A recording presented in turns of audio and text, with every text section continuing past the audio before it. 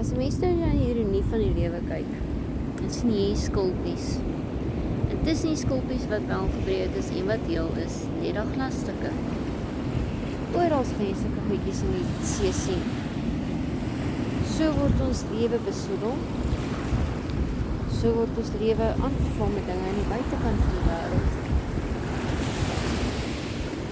En dan wonder ons hoekom, want ons laat dit toe.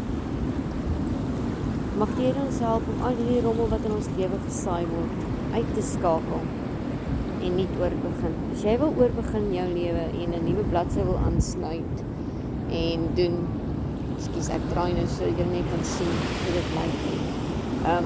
Kontak my gerus. En kom ons kyk of ons die pad saam kan stap en mekaar kan help.